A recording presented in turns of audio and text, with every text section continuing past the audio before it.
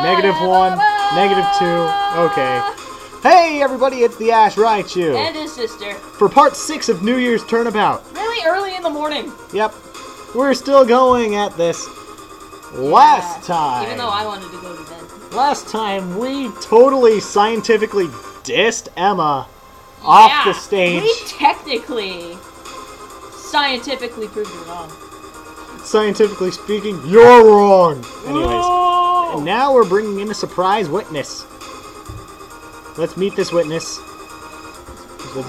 The defense is fine with this, Your Honor. Very well. This hereby ends the cross-examination of Detective Sky. Bailiff, please bring in the next witness. It's time to finally see what this decisive witness is made of.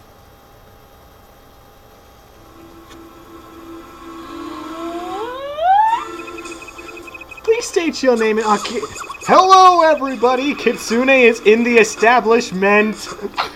Wait, no, I need to come up with a voice for this guy. Yeah, not like you did with the judge. Well, I always use that voice for the judge.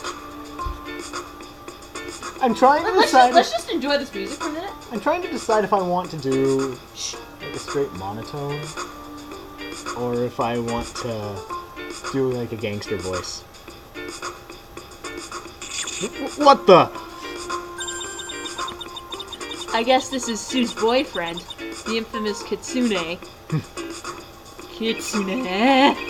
Yeah, Fuchs, if you wouldn't mind telling us your name and occupation. Kitsune desu. What? Well, if by occupation you mean job, then I don't have a job per se, so in that sense you could consider me unemployed, but if you want to expand the definition of job to include any regular work I do in order to sustain a living, then I am a rather interesting club. And just yesterday we threatened a shop clerk and took all the money in his still.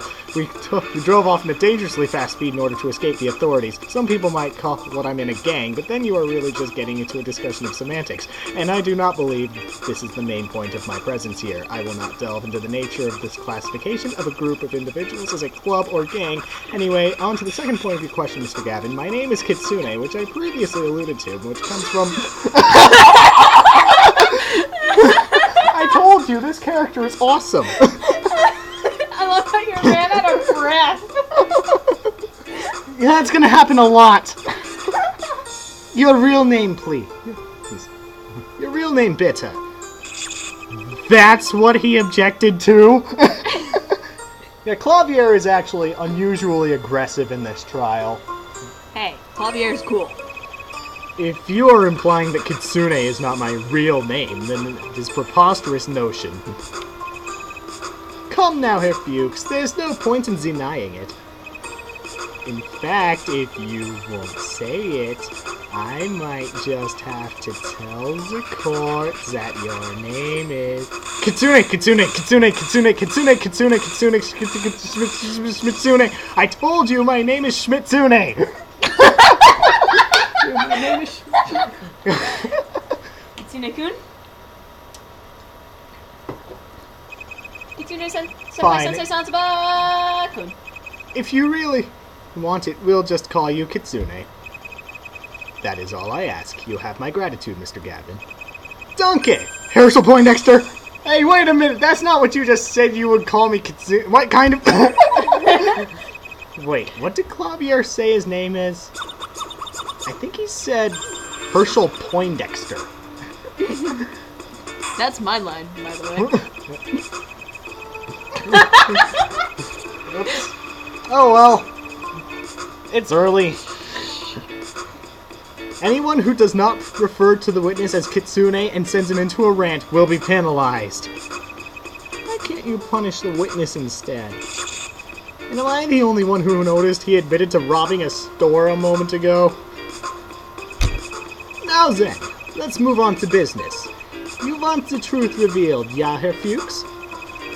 That is correct, Mr. Gavin. In that case... Air guitar. Please tell the court what you told the police last night. Sue Toppling. She did it. She killed that man. I knew that's what he was going to say, but it doesn't make it any less painful to hear it. And you're sure the killer you saw was the defendant, Sue Toppling?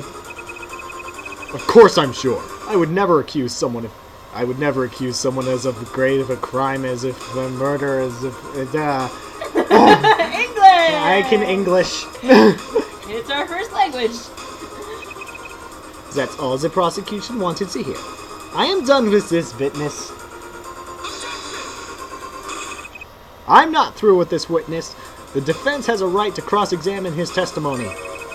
Herr Forehead, you do not realize that this testimony is exactly the same as the defendant's, right? Yes, but I still want to cross-examine him. The defense does indeed have the right. Kitsune, please give a testimony on what you witnessed. Alright, here it comes. What I witnessed. As you know, last night I was circumambulating Schmitsune Lake at around, I believe it was 9 o'clock. As I made my way around the shore, I happened to see two figures standing by the lake shore. I recognized one said figures as Sue Toppling, the defendant. All of a sudden, she opened fire on the other figure. Bam, bam, bam, bam, bam! I quickly escaped from the area before Sue noticed my presence. Once I believed I was a safe distance away, I notified the authorities of what had transpired. This case gets worse and worse, with both a witness and the defendant claiming the same thing. In my mind, I honestly don't see how the defendant can be innocent. Are you sure you wish to continue, Mr. Justice? Yes, Your Honor. It's not like it could get any worse. Polly, don't jinx yourself. Very well. She's a mind reader. You may commence the cross-examination. She did that in Turnabout Escort, too, didn't she? I think she did. Oh, yeah, you weren't around for that one. What I witnessed. I actually forget what to do here. I'm just going to press everything. Hold it! Why were you, walking around Mirror Lake? Oh, boy.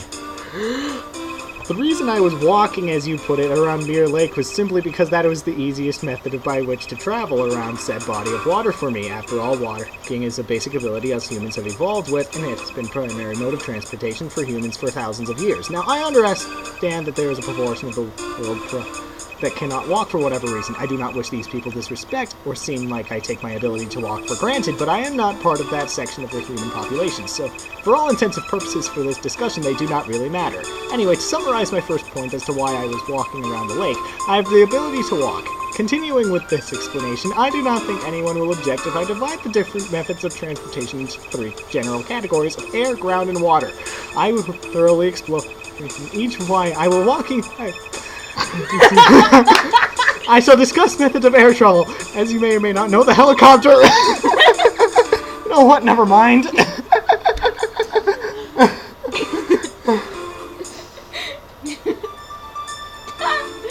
Water. Water. I need water. What? But I've barely begun articulating my second point. Your first point was so eloquent we didn't need to hear the rest of your argument to be convinced. Oh, really? In that case, I'll just continue on with my testimony, I suppose. Wait, I think I remember what to do now. Let's just keep pressing. Was there anyone else on the lakeshore at the time? Nope. As far as I can remember, it was just the three of us. So much for that line of attack. Could you describe these figures for the court? Well, the figures I saw were silhouettes due to the natures of lighting at the time by Mirror Lake. As such, I could not really see details of what they were wearing and such, but could clearly see their outlines.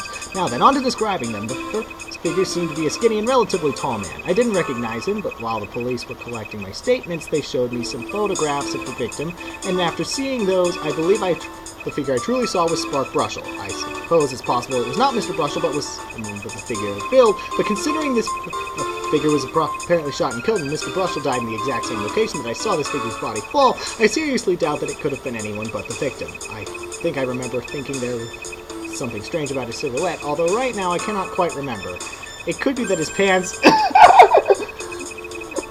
Yeah, Kitsune actually says some really funny things during his rant. So, how about describing the other figure? Are you really satisfied with the description of the first figure I've provided thus far? Yeah, it's fine! It's fine! Okay then, the other figure. I recognize one of said figures as Sue Topper, the defendant. Hold it. You're sure that the figure you saw was the defendant? Of course! I wouldn't accuse her of murder if I wasn't sure. Sue said herself she fired the gun, so I'm not sure how far I'm going to get with this, but exactly what makes you so sure this figure you saw was Sue? I think I can recognize my own girlfriend, Mr. Justice, even if it was just in silhouette and from a distance. After all, we see each other quite often, so I'm used to her appearance. I have it memorized, in fact. I know exactly what she looks like. I truly wish she had not committed such a despicable act, but she did, and now I must bear the consequences. I cannot pretend I did not see what I saw, and must testify against my beloved as much as it pains me to do so. You may call me a hypocrite for engaging in various illegal activities, but most often only harm people financially. Seldom will we hurt someone physically, and even when we do, it is always a minor injury. There is a fine line between robbing a convenience store and committing murder. Speaking of which, Mr. Justice, you look like you would enjoy holding a man at knife point and demanding all of his money. Perhaps next time I could give you a call and we could... If you wouldn't mind getting back to recognizing the defendants as a crime scene... Oh, my apologies. Like, this character is awesome. As I mentioned before, I know Sue's appearance quite well, which is why I recognized her immediately when I saw her standing by Mirror Lake. The outline of her rather distinctive coat and hat were clearly visible. Moreover, I could tell from the edges of the figure's head that this person had blonde hair. Those were the two main factors that led me to believe that it was Sue I saw standing by the lake. Sue admitted to being at the time, so I don't think there's much I can argue. What happened next? Wait a minute. Bam, bam, bam, bam, bam. That is 3 bams too many. Confirmed. Murder fired twice. Let's present the handgun. I wonder, Kitsune, did you Hey, I was in the middle of my testimony here. Did they not teach you common courtesy in law school? Do all you lawyers go around screaming, objection and hold it, at random people in the middle of their testimonies? I've endured for long enough, but this is the last straw. If you want to hear my testimony, then let me give it without being interrupted every other word, okay? If your testimony wasn't so full of holes, I wouldn't have to interrupt you so much. Holes? That's right, 2 of them. Bullet holes, to be more precise. Explain yourself, dog. Explain yourself, dog. Gladly. If you read the autopsy report or checked the murder weapon, the problem is clear. Oh wait, this again? That's right, the victim was shot twice. Kitsune, you said bam, bam, bam, bam, bam. But that's at least 3 bams too many. Gah! Okay, so the witness got the number of gunshots wrong. What exactly could this change? It calls into account the witness's credibility, of course. If he got the number of gunshots wrong, who knows what else he could have remembered incorrectly.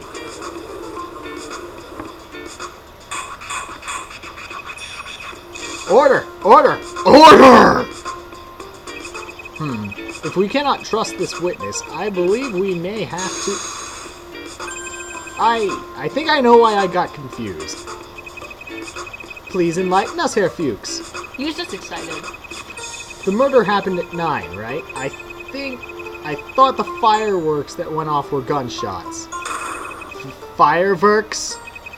To be honest, I can believe it. After all... Is that a gunshot? It sounded like it came from Mr. Brussels' room. There's no one here. Wait, 10 o'clock? It was just the start of the fireworks. Yes, I'm sure that was what it was. Your Honor, please give me a chance to rectify my testimony. Very well. Witness, please amend your testimony with this new information. Of course, Your Honor. It looks like Kitsune isn't turning out to be so decisive after all. Wait, did I read that? Yes. I wouldn't say that yet. He still saw Sue apparently shoot Brussel. That fact hasn't changed. Oh, sorry. I guess. I'm pull a knot out of my hair. It's not working. But then you need to think, which fact has changed? That's how we're going to have to crack this new part of his testimony. No. English. I already pressed that one. Press this one. Press this one. Okay. Really? How come? Well, I thought there wouldn't be many people. Much nicer than watching in the crowded Main Street. And that's why you went to Mirror Lake. Yep. Even if I didn't have my bracelet, I'd be able to tell something was strange. Herr Fuchs, if you would please explain that inconsistency in your testimony earlier. Wait a minute, hold on a second. You like to watch fireworks? We have a threatening letter that we think was written by you, sir. Objection! You just happened to go to Mirror Lake to watch the fireworks. I don't buy that. I have a very interesting note here, and I believe you're the one who wrote it. Objection! You believe Herr Fuchs wrote the note? Do you have any actual proof that he did? Actually, not really. If you have no proof to back up your assertion, there is no point in asserting it, yeah? I agree with Mr. Gavin. If you do not have any evidence to back up this claim of yours, there's no point in examining it. Let us return to the testimony. So I need to prove that Kitsune wrote this note. But how? By pressing each statement. I'll go get some water and make sure she doesn't have any lines. Okay, I don't think she does. The murder took place when the fireworks started, which I suppose confused me. Hold it! So the murder took place exactly at 9 o'clock. Yes, that is what it would imply, as the Gatewater Company hosts fireworks every hour on the hour that night. If murder and fireworks took place at the same time, then the murder, just like fireworks, must have occurred on the hour. At 9 o'clock, that is, in this case, at least. Even though... It's okay, Herr Fuchs. I believe we understand that the murder took place precisely at 9 o'clock. Yes, well, I admit I had forgotten about those fireworks until now. That seems pretty convenient. How could you just forget about something like fireworks? Well, excuse me for not having a perfect memory, Mr. Justice. You may or may not believe me, but I have an acquaintance who saw the ketchup stain and believed it was really blood. You say, oh, ketchup and blood look completely different. There's no way I would mix them up, but you'd really see a ketchup stain and get them confused. A gunshot and fireworks going off is certain just like that, just as ketchup and blood stain looks familiar. Thus, it is not unreasonable that I get confused between the two. I saw the man get shot and heard a bunch of noises. I was simply too focused on the murder and believed those noises were more gunshots without realizing they were actually the fireworks going off. I suppose some might argue, okay, I get it. But then, how are you sure there were any gunshots at all? I suppose there was a slim chance that I only heard fireworks. But the first sound, so loud and sudden, it had to have been a gunshot. Hold it! So you think this first sound you heard was a gunshot? Yeah, it was a lot louder than the other noises I heard afterward. So are you now saying you only heard one gunshot? To be honest, that first bang was the only one that popped out in my mind. That popped out at me like that. Yay. Bad player can English too. Well, I'm not quite sure how many more were right after that. So I have no idea how many shots were fired. Hey, you don't have to act so disappointed. Let's see you witness a murder and remember every minute detail correctly. It's just, this was the main reason we called you to testify. There was at least one gunshot, I'm sure of that at least. But beyond that, I honestly can't tell if I heard fireworks or gunshots.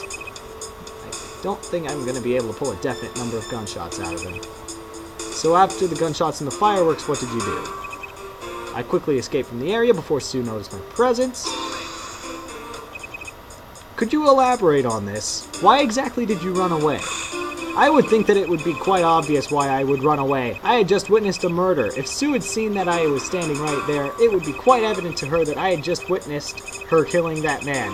And if she caught a witness, it would be very well turned into a double homicide. I do wish that I had been able to go over and see if there was any way to save the poor victim, but I decided it was more important that I get away and live so I could put that man's killer behind bars. I know it was not the bravest thing to do, but if I had not run, I probably would have been shot too, meaning I would not be able to testify and help put Mr. Brushell's soul at peace. Once the gunshot finished ringing through my ears and I realized what had happened, all these thoughts went through my... It's okay. I think the court understands why you ran away.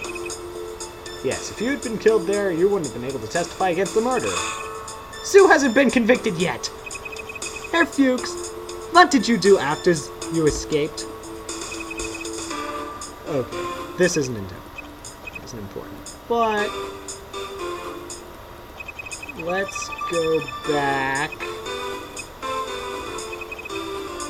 So let's try presenting the threatening letter again.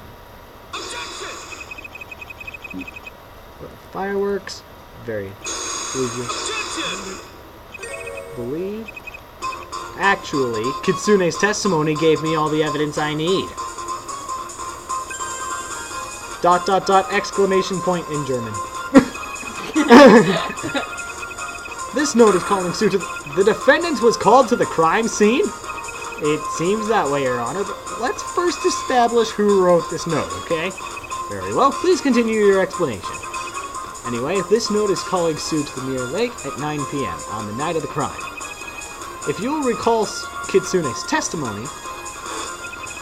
It's okay, Herr Fuchs. I think this is Clavier. I think we understand that the murder took place precisely at 9 o'clock. The murder took place exactly at 9, at the same time and place specified in this note.